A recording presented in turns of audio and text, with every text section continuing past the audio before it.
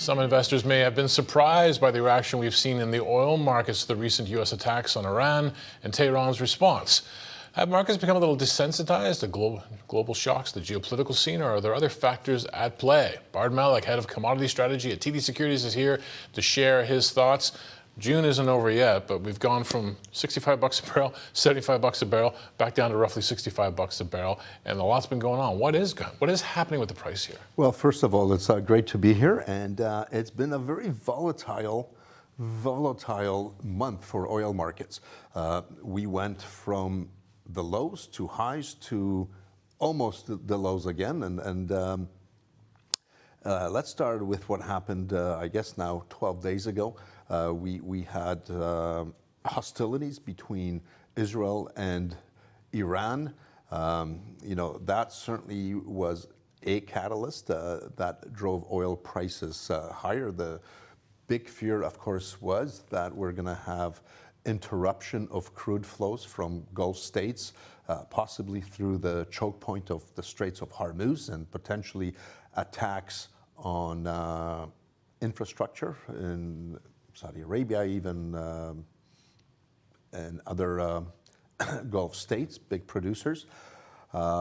Just as a note, the Straits of Hormuz, for example, sees about 15 to 17 million barrels of oil flow and petroleum products daily. Just in a day, wow. Well, and that's, roughly, give or take, 20% of global supply. While we have spare capacity in the global markets, mainly it's in the OPEC countries. So if we have interruptions in the Middle East, we have no spare capacity, and that would very much hit supply and put this market in a big deficit and send prices sky high. Well, that fear only grew after the United States decided to enter that conflict by attacking nuclear facilities. And we had statements from the government of Iran that they were keen on closing the Straits of Hormuz. Prices moved up. I think most recently one of the highs was 75-ish, 76. But then we saw a big decline. And the question is, one, why did we not see prices jump all the way to $120, $150 a barrel, similar to levels where we've seen after Russia's incursion into Ukraine, which is a valid question. I think for the most part, the market did not believe this was going to escalate. Second, the demand side looked pretty lousy. And for the most part, before the U.S. entered, the market was pricing in potentially more stringent sanctions on Iran as opposed to an interruption. And as it turned out, we didn't have a broad war. Straits of Hormuz are not shuttered. Part of the reason is China was opposed to it. China, has some 40% or so of its oil flow through that strait. So one of potential allies of Iran would have been quite upset. And of course, that would have triggered U.S. military response in a more robust way, directed possibly against the regime. So thankfully, it is de-escalating right now, and we're seeing prices drop, well over $10 to current levels. Still, in our opinion, there is a bit of a risk premium. Even at these levels, there's still a bit of risk premium. Absolutely. The market is oversupplied. And ironically, this conflict is probably going to see more oil next year than otherwise. And the reason is some of the marginal producers, particularly in the shale areas in the United States, the Bakken and Permian and so on. Start pumping more? Yeah, because they hedged their price forward. Prices spiked. The curve was still, I think, backwardated for the most part, but we had higher prices, and many of them were able to lock in over $65. And $65 seems to be the break-even point where it's economic to drill. So we've evaded the existential, I think you've called it the existential crisis that didn't happen. We've evaded that. What would it take for us to break that threshold? to move to the. Start moving to the upside again. We're Yeah, like, I think about how compressed everything gets in terms of time. This was only a couple days ago. This was like Sunday that our team was trying to discuss how are we going to cover all this. We're only at Wednesday, and it's like everything's fine and we've moved on. It did go extremely quickly. Yeah.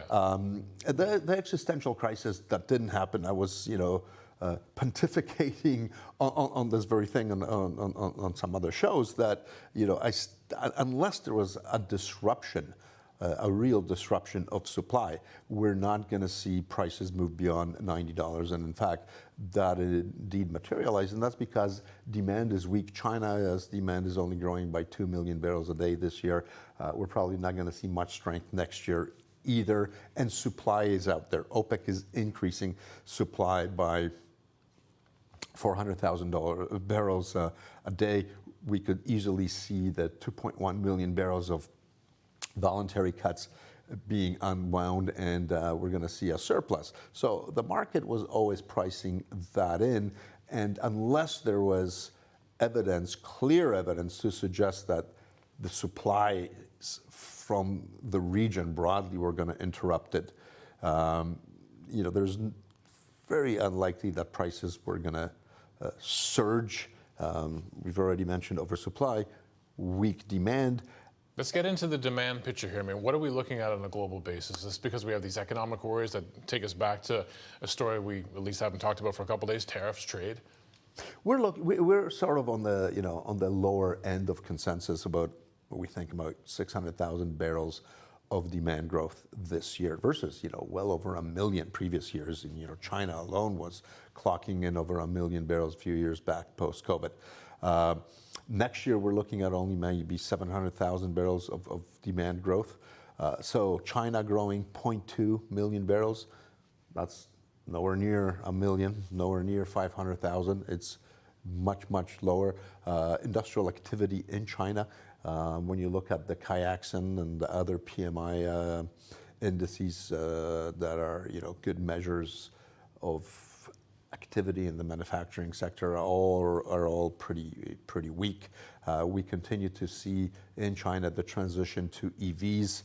We're still seeing demand for oil increase, but for the most part, it's from the non-transportation sector. So EVs are having an impact, particularly in China.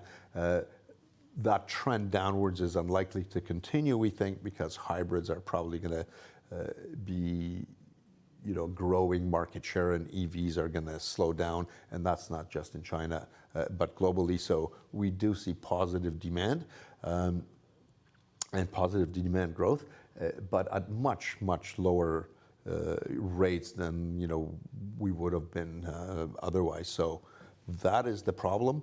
Demand isn't strong, and supply is coming on, and now the potential declines in the shale may be less robust than people thought because of possible hedging on the spike we've seen recently.